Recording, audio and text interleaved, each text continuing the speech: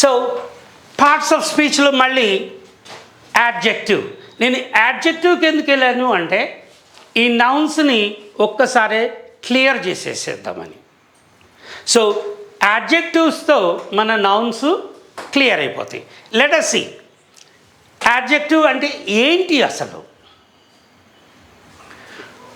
ఒక పేరు గురించి కానీ మనం అనుకున్నాం కదా నౌన్స్ అని, ఆ నౌన్స్ గురించి ఏది చెప్పినా కూడా ఇది యాడ్జెక్టివే అవుతుంది. గర్ల్ రాసాం మనం ఇక్కడెక్కడో. బ్యూటిఫుల్ గర్ల్, ఆ అమ్మాయి ఎలాగుంది?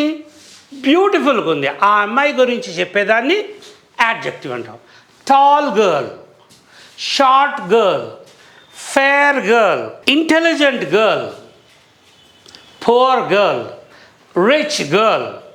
సో సిమిలర్లీ ఏది చెప్పినా అది నౌన్ అయి ఉంటే దాని గురించి మీరు ఏమి చెప్పండి అది యాడ్జెక్టివ్ అవుతుంది. రైట్?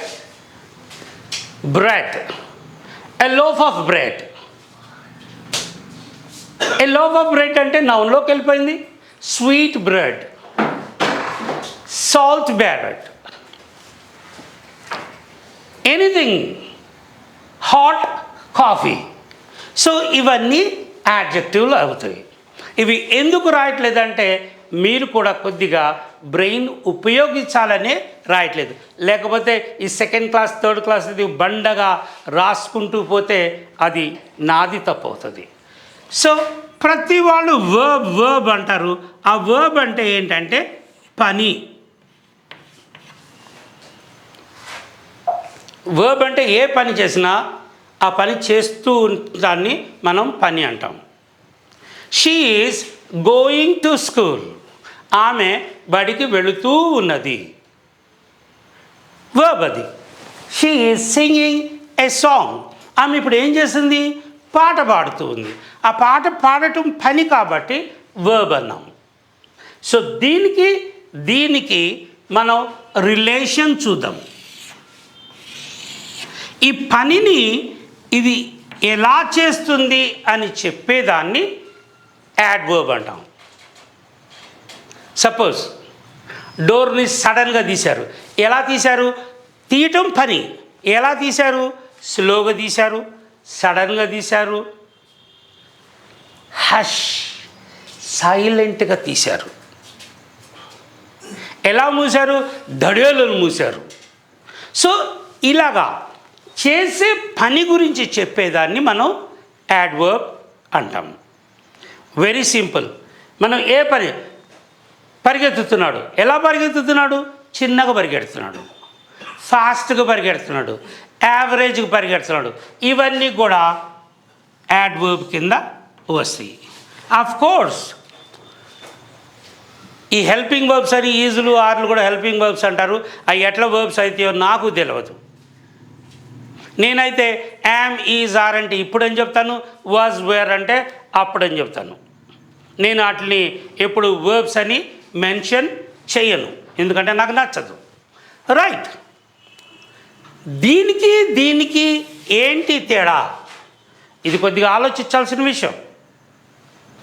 Let us see. నేను ఎప్పుడు ఇచ్చే ఎగ్జాంపుల్ క్లాసులో మంచి పాట అంటే దేవుడి పాట.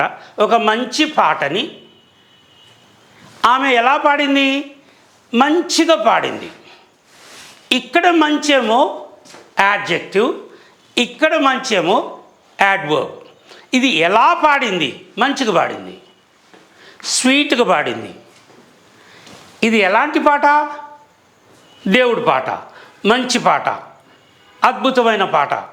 సో పాట గురించి చెప్తేనేమో యాడ్జెక్టివ్, ఎలా పాడిందని చెప్పేస్తేనేమో యాడ్వర్బ్.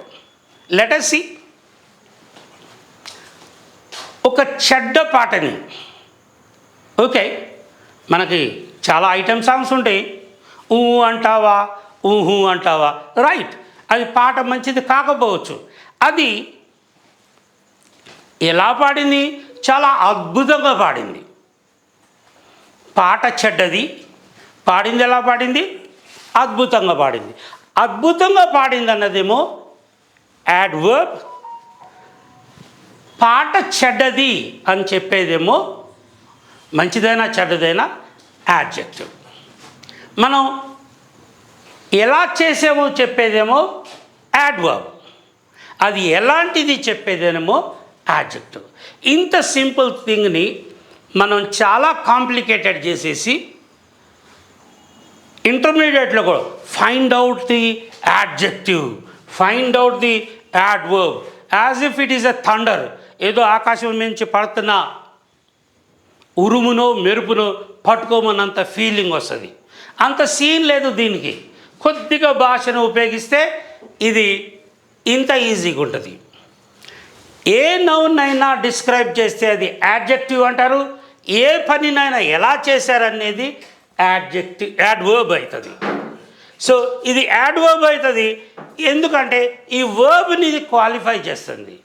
నౌన్ని క్వాలిఫై చేసేదేమో యాడ్జెక్టివ్, వర్బ్ని క్వాలిఫై చేసేదేమో యాడ్వర్బ్. That's all.